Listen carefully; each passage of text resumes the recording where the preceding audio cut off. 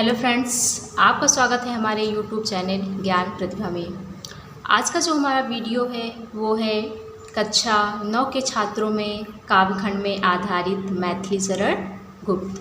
तो आज हम आपको मैथिली शरण गुप्त के जीवन परिचय के बारे में पढ़ाएंगे, उनके जीवन के बारे में पढ़ाएंगे। तो उनके जीवन परिचय के बारे में पढ़ाने से पहले जो कुछ महत्वपूर्ण बिंदु हैं उनके बारे में हम देख लेते हैं कि जैसे कहा गया है कि जैसे कुछ जो हमारे महत्वपूर्ण बिंदु हैं वो कौन कौन से हैं देख लेते हैं। जैसे आज हम पढ़ेंगे क्या, पहले मैथिली शरण गुप्त के जीवन परिचय के बारे में पढ़ेंगे।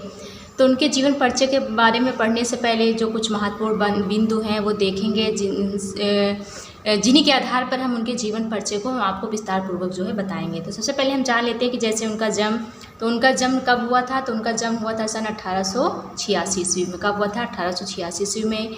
जो उनकी मृत्यु है तो उनकी मृत्यु हुई थी सन 1964 में। और जो उनका जन्म स्थान है वो है चिरगांव के झांसी, उत्तर प्रदेश में हुआ था। कहाँ था? उत्तर प्रदेश में। उनके पिता हैं, पिता का नाम था सेठ रामचरण गुप्त। उन्होंने भाषा, तो उन्होंने कौन सी भाषा का प्रयोग किया है? तो उन्होंने खड़ी बोली भाषा का प्रयोग किया है।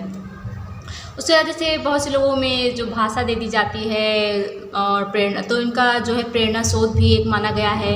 तो कहा गया जो है महावीर प्रसाद द्विवेदी जो है द्विवेदी युग के क्या थे? कवि थे। तो ये तो क्या था, इनके कुछ महत्वपूर्ण बिंदु थे। अब विस्तार पूर्वक जो है इनके जीवन परिचय के बारे में हम देखते हैं। तो बेटा ध्यान से सुनिएगा, समझिएगा, जिससे आपको उनको जीवन परिचय याद करने में बहुत ज़्यादा जो है आसानी होगी। हम आपको बहुत सरल तरीके से समझाएंगे। तो कहा गया है कि राष्ट्र कवि मैथिली शरण गुप्त का जन्म सन 1886 ईस्वी में चिरगांव जिला झांसी में हुआ था। कहाँ हुआ था? जो राष्ट्र कवि अर्थात जो मैथिली शरण गुप्त हैं उनको राष्ट्र कवि कहा जाता है। तो कहा जाता है इनका जो जन्म है वो सन 1886 ईस्वी में कहाँ हुआ था? चिरगांव, झांसी के जो चिरगांव जो जिला है वहाँ झांसी में हुआ था। कहते हैं कि इनके पिता सेठ रामचरण जी राम भक्त और काव्य प्रेमी थे। कहते हैं जो इनके पिता थे वो क्या थे? राम के भक्त थे और काव्य प्रेमी थे। मतलब उनका जो मन था वो काव्य साहित्य में बहुत लगता था। काव्य के प्रति उनका प्रेम जो है बहुत परम था, इसीलिए उनको काव्य प्रेमी बताया गया। कहते हैं उनका जो प्रेम था वो काव्य प्रेमी था। वही आगे देखते हैं, कहा गया है कि इन्होंने कक्षा 9 तक की, कहाँ तक? कक्षा 9। कहते हैं कक्षा 9 तक की विद्यालयी शिक्षा प्राप्त की थी। किसने? मैथिली शरण गुप्त ने। क्या कहा है कि मैथिली शरण जो गुप्त थे उन्होंने जो है कक्षा 9 तक की ही विद्यालयी शिक्षा प्राप्त की थी। कहते हैं कि महावीर प्रसाद द्विवेदी के संपर्क में आने के बाद इनको अपना काव्य गुरु मानने लगे थे। कहते हैं कि जब इन्होंने कक्षा 9 तक विद्यालयी शिक्षा प्राप्त की, इसके बाद जो है ये महावीर प्रसाद जो द्विवेदी जी थे उनके संपर्क में आ गए और उनको क्या मान लिया? उनको अपना काव्य गुरु जो है वो इन्हें मानने लगे।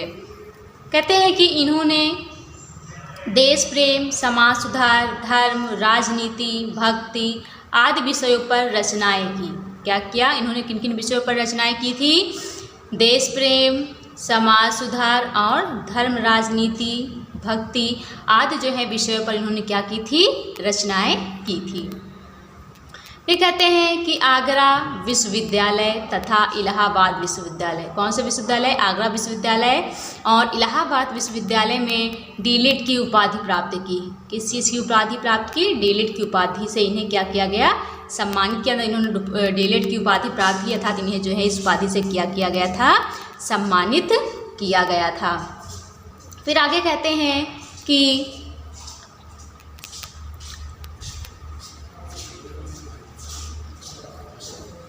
और पद्म भूषण की उपाधि से अलंकृत किया गया था। कहते हैं कि इन्हें डीलिट की उपाधि से सम्मानित ही किया गया था। इसके अतिरिक्त जो है इन्हें जो पद्म भूषण की उपाधि से भी इन्हें क्या किया गया था? अलंकृत किया गया था। कहते हैं कि 2 बार राज्यसभा के सदस्य मनोनीत हुए। ये कहते हैं 2 बार जो है राज्यसभा के जो है सदस्य के रूप में इनको ग्रहण किया गया था। और कहते हैं कि अंत में 12 दिसंबर 1964, कब? 12 दिसंबर 1964 में इनका क्या हो गया था? देहांत हो गया था। आगे देखते हैं, कहा गया है कि इनकी कुछ साहित्यिक सेवाओं के बारे में जान लेते हैं। जैसे इनकी कुछ, ये तो इनका जीवन परिचय के बारे में था। अब जानते हैं कि इनकी कुछ साहित्यिक सेवाएं क्या थी। तो कहा जाता है सन 1909 ईस्वी में इनकी सर्वप्रथम पुस्तक रंग में भंग का प्रकाशन हुआ। कौन सी पुस्तक? रंग में भंग का क्या हुआ? प्रकाशन हुआ। कब? 1909 में। बेटा महत्वपूर्ण क्वेश्चन है। जैसे आपने देखा होगा कि जब आपका पेपर होता है तो उसमें सबसे पहले जो है एक एक नंबर के कुछ छोटे से प्रश्न पूछे जाते हैं। तो ये भी पूछ लिया जाता है कि जैसे पूछ सकते हैं कि रंग में भंग नामक पुस्तिका का प्रकाशन कब हुआ। तो आप लिख सकते हैं सन 1909 में। या ऐसे भी पूछ सकते हैं कि कवि का नाम देकर कि क्या कहते हैं कि इनकी जो है 1909 में किस सर्वप्रथम पुस्तिका का क्या कहते हैं प्रकाशन हुआ था। तो ऐसे भी पूछ सकते हैं। तो आप लिख सकते हैं कि 1909 में इनकी सर्वप्रथम पुस्तक रंग में भंग का क्या हुआ था? प्रकाशन हुआ था। इसके बाद कहते हैं कि इसके बाद जो है 1912 ईस्वी में भारत भारती प्रकाशित होने से इन्हें अपार जो है ख्याति प्राप्ति की। मतलब कहते हैं 1909 में तो इन्होंने इनकी सर्वप्रथम पुस्तिका रंग में भंग जो है उसका प्रकाशन हुआ। लेकिन उसके बाद कहते हैं 1912 में इनकी जो पुस्तक है भारत भारती को जब इन्होंने प्रकाशित किया तो उनसे जो है इनकी जो है सारे क्षेत्र में जो है इनकी जो है ख्याति जो है इधर उधर फैल गई। मतलब अधर कहा जाता है कि इस पुस्तिका से इनकी जो ख्याति है वो और भी ज़्यादा बढ़ गई। कहते हैं कि खड़ी बोली के स्वरूप निर्धारण एवं उसके क्या है उसके निष्ठारण में इन्होंने अपना अमूल्य जो है वो क्या किया है? अपना अमूल्य जो है साहित्य जो है वो दिया है।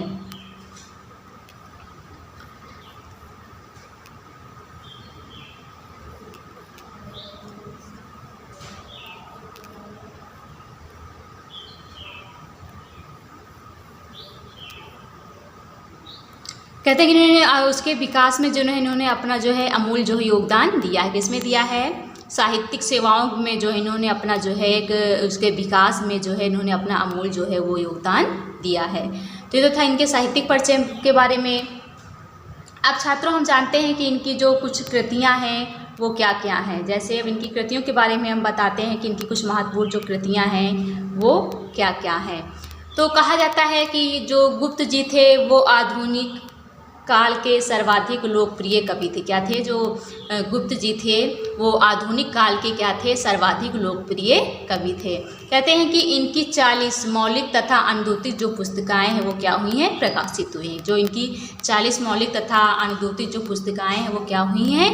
प्रकाशित हुई हैं। इनका जो प्रसिद्ध रचनाएं हैं वो इस प्रकार से, इनकी जो प्रमुख कुछ प्रसिद्ध रचनाएं हैं वो इस प्रकार से दी गई हैं। जैसा पहला दिया गया है भारत भारती। तो कहा गया है कि इस काव्य ग्रंथ में जो भारत भारती नामक जो पुस्तिका है उसमें जो है देश के गौरव की जो है वो कविताओं का वर्णन किया गया है। मतलब इसमें किस चीज़ का वर्णन किया गया है उस बारे में हमने आपको बताया है कि इसमें जो है देश के गौरव की जो है के प्रति जो उनकी कविताएं हैं उसका जो वर्णन इस पुस्तक में किया गया है। अगला है यशोधरा। कौन सी पुस्तक का नाम है? यशोधरा। तो इसमें गौतम के वन चले जाने के बाद पश्चात उपेक्षित यशोधरा के चरित्र को काव्य के आधार पर बनाया गया। मतलब जब गौतम जो है वन को चले जाते हैं बिच्छू के रूप में, तो उसके बाद जो यशोधरा का जो चरित्र होता है उसके काव्य के आधार पर उनके चित्रण को इस पुस्तक में दर्शाया गया है। उसके बाद इनकी अगली जैसे साकेत क्या आती है? साकेत। तो इसमें जो है इसमें सकेत अयोध्या का वर्णन किया गया है। इसमें सकेत अयोध्या का क्या किया गया है? इस पुस्तक में वर्णन किया गया है। अगला आता है पंचवटी। तो इसमें सीता राम और लक्ष्मण के आदर्श चित्रण का वर्णन किया गया है।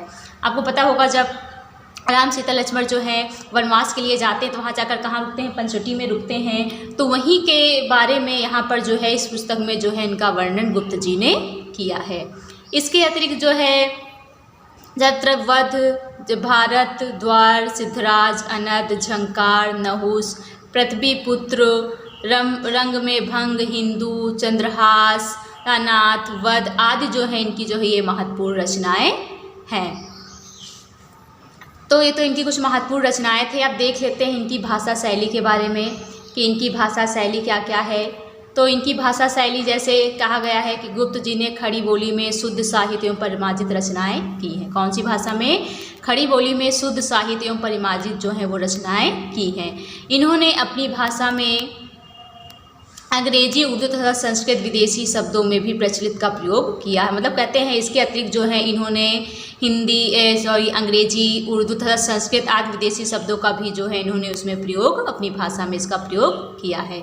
इनकी जो शैलियाँ हैं वो है प्रबंधात्मक शैली, उपदेशात्मक शैली, व्यूहात्मक शैली तथा गति शैली तथा नाट्य शैली। ये सब इनकी क्या हैं? शैलियाँ हैं जिनके आधार पर इन्होंने अपनी जो है वो कविताएँ अर्थ रचनाएँ जो हैं वो की हैं।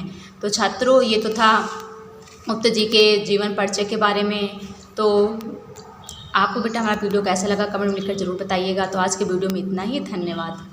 Subscribe now and press the bell icon. Never miss an update.